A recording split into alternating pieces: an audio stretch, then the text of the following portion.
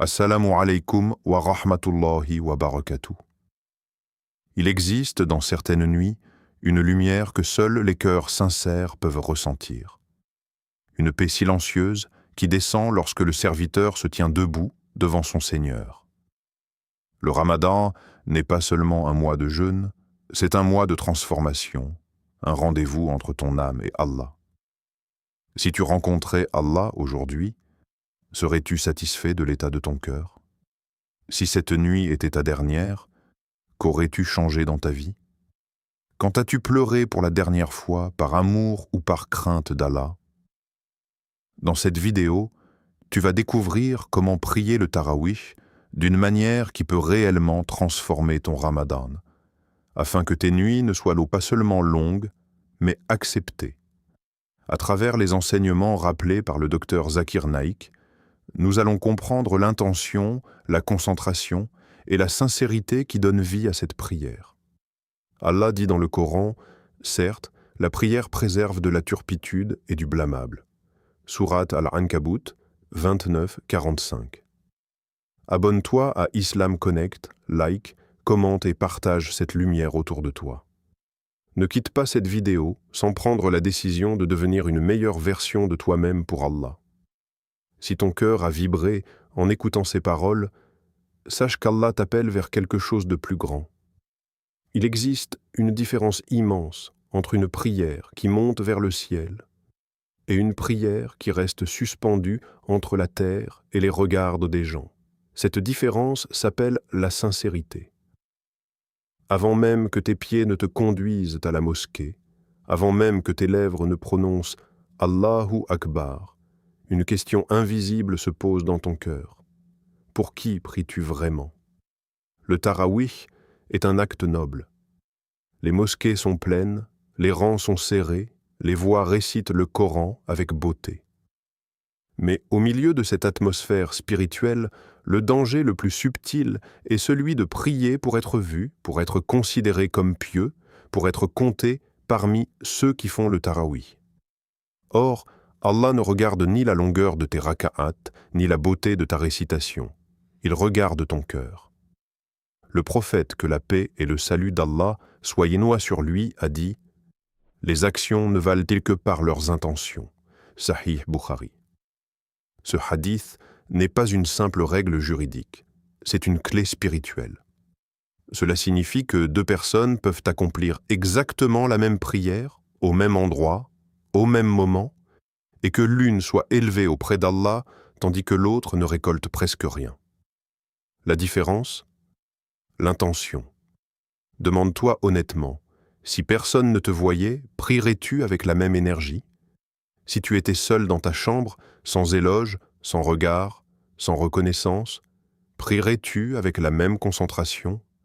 La sincérité, c'est continuer à adorer Allah, même lorsque personne ne t'applaudit.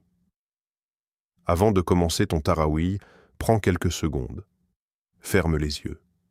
Parle à Allah dans le silence de ton cœur. Ô Allah, je me tiens devant toi uniquement pour toi. Pas pour les gens, pas pour l'habitude, pas pour la tradition, mais pour ta satisfaction. Ces quelques mots peuvent transformer toute ta nuit. La sincérité purifie l'action comme l'eau purifie le corps. Sans elle, même les plus longues prières peuvent être vides. Avec elles, même 2 raka'at peuvent peser lourd sur la balance le jour du jugement. Une prière courte mais sincère vaut mieux qu'une prière longue mais distraite. Car Allah aime la vérité du cœur. Il faut aussi comprendre que la sincérité n'est pas quelque chose que l'on obtient une fois pour toutes. C'est un combat intérieur permanent. Shaitan ne peut pas empêcher le croyant de prier pendant Ramadan, alors il essaie de corrompre son intention. Il chuchote, récite plus fort pour qu'on entende ta voix. Allonge ta prosternation pour qu'on voie ta piété. Sois au premier rang pour qu'on te remarque. Mais le cœur sincère répond, je cherche uniquement le visage d'Allah. Allah dit dans le Coran, il ne leur a ordonné que d'adorer Allah en lui vouant un culte exclusif. Sourate Al-Bayyina 98, 5. Le mot « exclusif » est puissant.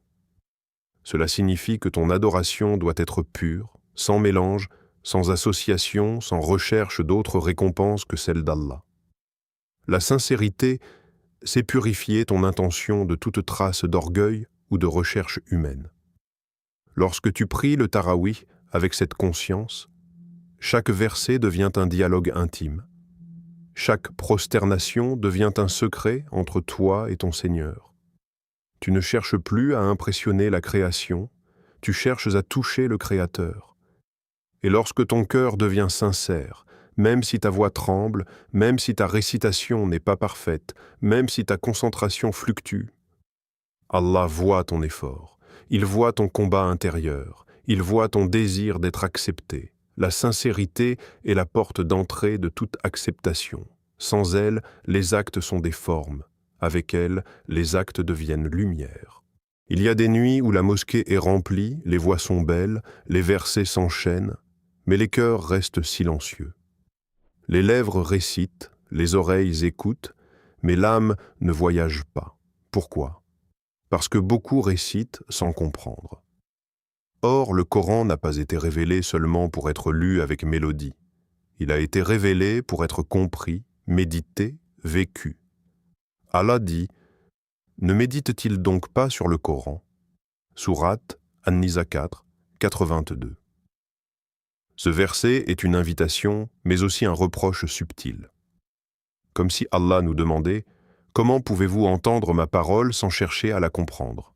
Le Tarawih n'est pas une simple succession de raka'at. C'est un rendez-vous nocturne avec la parole d'Allah. Et comment peut-on goûter à la douceur d'un message si on n'en comprend pas le sens? Beaucoup disent « Je ne comprends pas l'arabe, alors que puis-je faire ?» Comprendre ne signifie pas devenir savant du jour au lendemain. Cela commence par un effort sincère. Apprendre la signification des sourates que l'on entend souvent. Lire la traduction avant d'aller à la mosquée. Écouter une explication simple. Même quelques versets compris peuvent te transformer toute une prière. Lorsque l'imam récite des versets décrivant le paradis, ne reste pas passif. Imagine-le. Imagine les rivières qui coulent sous les jardins. Imagine la paix éternelle, sans fatigue, sans tristesse, sans peur. Imagine le moment où Allah dira aux croyants qu'il est satisfait d'eux. Laisse ces images remplir ton cœur d'espoir. Et lorsqu'il récite des versets parlant de l'enfer, ne détourne pas ton esprit. Ressens la crainte. Pas une crainte paralysante, mais une crainte qui réveille. Imagine le regret de ceux qui auront négligé la prière. Imagine leurs paroles. Si seulement nous avions écouté. Le Coran n'est pas là pour nous effrayer sans raison, mais pour nous sauver avant qu'il ne soit trop tard. La compréhension transforme la récitation en émotion, et l'émotion donne vie à la prière. Sans compréhension, la récitation peut devenir mécanique. Les mots passent, mais le cœur ne bouge pas. Avec compréhension, chaque verset devient personnel. Lorsque tu entends « Ô vous qui avez cru », c'est comme si Allah s'adressait directement à vous, pas à la foule, pas à l'imam, à toi. Le prophète, que la paix et le salut d'Allah soient hachis sur lui, ne se contentait pas de réciter rapidement. Il méditait. Il répétait parfois un seul verset toute une nuit. Pourquoi? Parce qu'il goûtait la profondeur du message. Il vivait le Coran. Et Ramadan est le mois du Coran. C'est durant ce mois qu'il a été révélé comme guidance pour l'humanité. Lorsque tu pries le Tarawih, essaie de te connecter aux thèmes généraux des versets. Sont-ils des versets de miséricorde? Ouvre ton cœur à l'espoir. Sont-ils des versets de pardon? Demande pardon intérieurement. Sont-ils des versets de glorification? Glorifie Allah dans ton cœur. Ainsi, tu ne seras plus un simple auditeur, mais un participant. Le Coran est une lettre d'amour divine envoyée à l'humanité. Mais combien l'ouvre sans chercher à comprendre ce qu'elle contient? Imagine recevoir une lettre importante d'une personne que tu aimes profondément, puis la lire sans essayer d'en saisir le sens. Cela n'aurait aucun sens. Pourtant, c'est parfois ainsi que nous traitons la parole d'Allah. Comprendre ce que tu récites, c'est honorer celui qui a parlé. Il reconnaît que ces paroles ne sont pas ordinaires. Elles guérissent les cœurs brisés. Elles apaisent les âmes agitées. Elles redonnent espoir à celui qui se croit perdu. Lorsque la compréhension entre dans ton tarawi, la prière change. Tu n'attends plus la fin des raka'at avec impatience. Tu attends le prochain verset avec désir. Ton cœur ne compte plus les minutes, il savoure chaque parole. Et soudain, le tarawi n'est plus une obligation nocturne. Il devient un voyage, un dialogue, une rencontre vivante entre ton cœur et le livre d'Allah. Le tarawi n'est pas une course. Ce n'est pas une compétition de vitesse, ni un marathon spirituel où l'on cherche à terminer avant les autres. Trop souvent, nous mesurons la valeur de notre prière au nombre de raka'at accomplis, à la durée passée debout ou à la rapidité avec laquelle nous avons fini. Mais auprès d'Allah, ce n'est pas la quantité qui pèse le plus lourd, c'est la qualité de la présence du cœur. Le khushu, cette concentration profonde mêlée d'humilité, est l'âme de la prière. Sans lui, les mouvements restent physiques. Avec lui, chaque geste devient vivant. Lorsque tu dis « Allahu Akbar », est-ce que ton cœur ressent réellement la grandeur d'Allah? Lorsque tu te prosternes, ressens-tu que tu es au point le plus bas physiquement, mais au plus haut spirituellement? Le prophète, que la paix et le salut d'Allah soient sur lui, a enseigné l'excellence dans l'adoration à travers le hadith de Lisan. Prie comme si tu voyais Allah, et si tu ne le vois pas, sache qu'il te voit. Cette parole change tout. Imagine-toi debout devant Allah, conscient qu'il t'observe, qu'il entend chaque murmure de ton cœur, qu'il connaît tes pensées les plus secrètes. Comment prierais-tu si tu avais cette certitude vivante? Le tarawih est un moment privilégié pour cultiver cette présence. Mais pour cela, il faut éliminer les distractions. Éteins ton téléphone. Éloigne-toi des conversations inutiles avant la prière. Entre dans la mosquée avec une intention claire. Chaque distraction est une porte par laquelle ton esprit s'échappe. Et Satan profite de ces ouvertures pour te rappeler tes problèmes, ton travail, tes messages non lus. La concentration ne vient pas par hasard, elle se prépare. Avant la prière, prends un instant pour respirer profondément. Rappelle-toi pourquoi tu es là. Tu ne te tiens pas devant un humain, tu te tiens devant le Seigneur des mondes, celui qui t'a créé, qui t'a nourri, qui t'a protégé malgré tes fautes. Lorsque cette conscience s'installe, le khushu commence à naître. Imagine que c'est ta dernière prière. Si on te disait que cette nuit est la dernière de ta vie, prierais-tu distraitement? Regardes-tu autour de toi? Penses-tu à des choses secondaires? Non. Tu prierais avec intensité, avec sincérité, avec larmes peut-être? Cette pensée transforme la routine en urgence spirituelle. Allah dit dans le Coran, « Bienheureux sont les croyants, ceux qui sont humbles et concentrés dans leurs prières. » Sourate Al-Mu'minun 23, 1-2. Le succès mentionné dans ce verset n'est pas lié à la richesse ou à la réputation. Il est lié à la qualité de la prière. Le mot « humble » renvoie à cette soumission intérieure, à ce cœur qui se plie avant même que le corps ne s'incline. Quand ton cœur est présent, chaque prosternation devient un refuge. Dans la sujude, tu es plus proche d'Allah que dans toute autre position. C'est le moment de déposer tes peurs, tes regrets, tes espoirs. Ce n'est plus seulement un mouvement appris depuis l'enfance. C'est une rencontre intime. Le khushu ne signifie pas que ton esprit ne sera jamais distrait. Même les plus pieux ressentent parfois des pensées qui les traversent. Mais la différence est qu'ils ramènent doucement leur cœur vers Allah, encore et encore, sans abandonner. Plus tu t'entraînes à être présent, plus la prière devient douce. Ce qui semblait long devient court. Ce qui semblait difficile devient apaisant. Le tarawi cesse d'être un effort physique pour devenir un repos spirituel. La concentration transforme la prière en lumière. Elle transforme des mots récités en paroles ressenties. Elle transforme des gestes répétés en actes d'amour et de soumission. Et lorsque ton cœur est réellement là, même une simple prière peut ouvrir les portes du ciel. Le tarawih n'est pas seulement une prière que l'on accomplit en silence derrière un imam, c'est une porte ouverte. Une porte vers le dialogue, une porte vers la confidence, une porte vers Allah. Trop souvent, nous terminons la prière et nous partons rapidement, comme si l'essentiel était simplement d'avoir complété les raka'at. Pourtant, la nuit de Ramadan est un trésor. Et au cœur de ce trésor se trouve l'invocation. Après le tarawih, ne laisse pas ton cœur se refermer, lève les mains, même si tu es fatigué, même si les mots ne viennent pas facilement. Parle à Allah avec simplicité. Il n'a pas besoin d'un langage sophistiqué, il veut entendre la vérité de ton cœur. Demande pardon. Nous portons tous des fautes invisibles, des erreurs connues seulement d'Allah, des regrets que personne d'autre ne comprend. Le Ramadan est le mois du pardon. Le prophète, que la paix et le salut d'Allah soient loin sur lui, a dit « Celui qui prie durant les nuits de Ramadan avec foi et en espérant la récompense, verra ses péchés pardonnés. » Sahih Bukhari. Quelle promesse immense. Le pardon complet, une nouvelle page, une purification. Mais pour recevoir, il faut demander.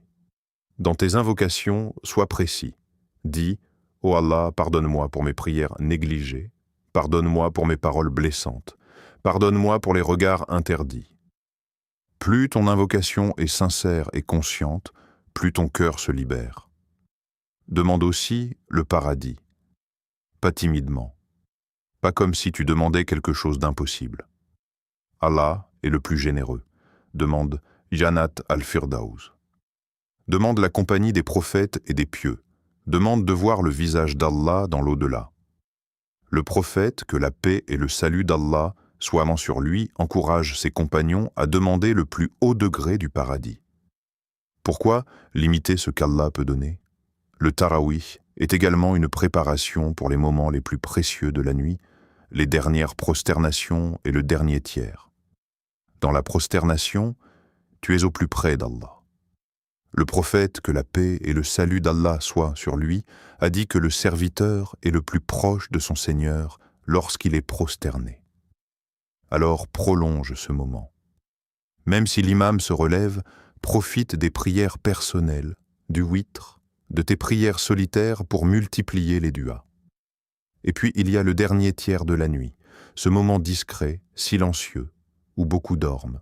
Le prophète, que la paix et le salut d'Allah soient sur lui, nous a appris qu'Allah descend au ciel le plus bas d'une manière qui lui convient et dit « Y a-t-il quelqu'un qui m'invoque pour que je lui réponde? Y a-t-il quelqu'un qui me demande pour que je lui donne? Y a-t-il quelqu'un qui demande pardon pour que je lui pardonne ?» Imagine cet appel divin, chaque nuit, surtout pendant le Ramadan. Comment rester indifférent à une telle invitation? Multiplier les invocations, ce n'est pas seulement demander pour l'au-delà, c'est aussi déposer tes douleurs. Parle à Allah de tes difficultés financières, de tes problèmes familiaux, de tes angoisses, de tes rêves. Il connaît déjà tout, mais il aime que tu lui parles. L'invocation est un acte d'humilité. Elle reconnaît que tu as besoin de lui. Pleure si tu peux. Les larmes ne sont pas un signe de faiblesse. Elles sont un signe de vie du cœur. Même si aucune larme ne coule, ressens au moins le regret, l'espoir, la dépendance envers Allah. La nuit de Ramadan n'est pas une nuit ordinaire. Chaque invocation peut changer ton destin. Chaque demande peut ouvrir une porte que tu croyais fermée. Chaque pardon peut effacer des années d'erreur. Ne limite pas tes paroles. Ne te presse pas, reste quelques minutes de plus. Transforme le tarawih en conversation. Transforme la nuit en rencontre. Et laisse ton cœur s'exprimer librement devant celui qui ne rejette jamais un serviteur sincère. Le véritable test du tarawih ne se mesure pas pendant les nuits illuminées de Ramadan, mais après. Lorsque les mosquées se vident, lorsque l'ambiance spirituelle diminue, lorsque les habitudes reprennent leur place. C'est là que se révèle la sincérité de ton changement. Un tarawih accepté laisse des traces invisibles mais profondes. Il adoucit le cœur. Il renforce la relation avec Allah. Il crée une nostalgie spirituelle, un désir de continuer. Si dès le premier jour après l'Aïd, tu abandonnes totalement la prière de nuit, si le Coran retourne sur l'étagère, si les larmes cessent et que l'insouciance reprend, alors il faut se poser une question sincère. Mon cœur a-t-il réellement été touché? Le Ramadan n'est pas une parenthèse spirituelle. Ce n'est pas un mois isolé du reste de l'année, c'est une école. Une formation intensive pour apprendre la discipline, la patience, la proximité avec Allah. Et comme toute école, son objectif est de transformer durablement. Les compagnons du prophète, que la paix et le salut d'Allah soient sur lui, comprenaient cela profondément. Ils ne célébraient pas simplement la fin du Ramadan, ils craignaient pendant des mois que leurs œuvres ne soient pas acceptées. Cette crainte n'était pas du désespoir. C'était une conscience aiguë de la grandeur d'Allah et de la valeur de l'acceptation divine. Ils savaient qu'un acte accepté vaut plus que des montagnes d'actions rejetées. Allah dit dans le Coran, « Allah n'accepte que de la part des pieux » Sourate Al-Maïda 5:27. Ce verset nous rappelle que l'acceptation dépend de l'état du cœur, et un signe d'acceptation est la continuité dans le bien. Lorsque Allah accepte une action, il facilite d'autres actions après elle. Il ouvre d'autres portes. Le vrai succès n'est pas d'avoir prié 30 nuits. Beaucoup peuvent le faire par habitude, par tradition ou par pression sociale. Le vrai succès, c'est que ces 30 nuits changent ta relation avec Allah pour toute l'année. Que tu gardes au moins une petite part de ce que tu as appris. Peut-être que tu ne pourras pas prier autant qu'en Ramadan. Mais peux-tu garder 2 raka'at avant de dormir? Peux-tu garder quelques versets du Coran chaque jour? Peux-tu préserver cette sensibilité du cœur? La constance est aimée par Allah. Le prophète, que la paix et le salut d'Allah soient sur lui, a dit que les œuvres les plus aimées d'Allah sont celles qui sont régulières, même si elles sont peu nombreuses. Cela signifie qu'un petit acte maintenu toute l'année peut avoir plus de valeur qu'un grand effort abandonné après un mois. Après le Ramadan, Satan revient avec force. Il essaie de te convaincre que la période spirituelle est terminée. Il te fait croire que l'intensité ne peut exister qu'en Ramadan.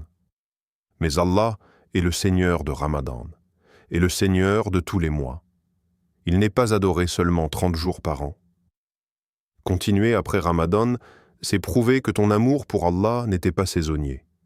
C'est montrer que tu ne l'adorais pas uniquement lorsque l'atmosphère est favorable, mais parce que ton cœur a compris sa valeur. Chaque année, le Ramadan revient. Mais personne n'a la garantie d'être présent au prochain. Peut-être que ce Ramadan était le dernier de ta vie. Si c'était le cas, que laisserait-il comme héritage dans ton quotidien?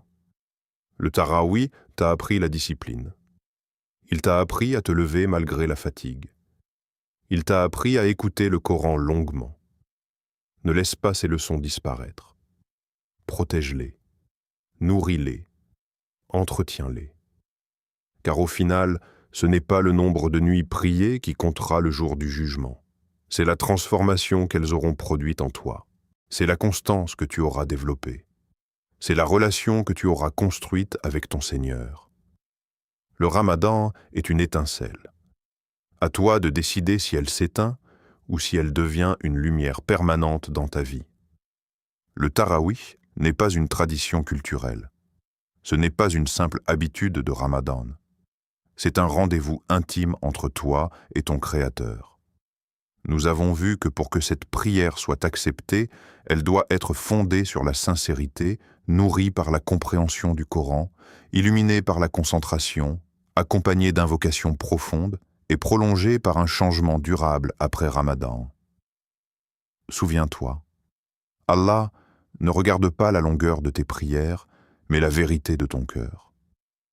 Une seule larme versée par crainte d'Allah peut peser plus lourd que des heures de récitation mécanique. Le Tarawih est une opportunité de purification, une opportunité de renaissance spirituelle. Si cette vidéo t'a touché, abonne-toi à Islam Connect, partage cette lumière autour de toi et laisse un commentaire pour dire « Oh Allah, accepte mon Ramadan ». Ensemble, construisons une communauté qui cherche sincèrement l'agrément d'Allah. Merci d'avoir ouvert ton cœur à cette parole.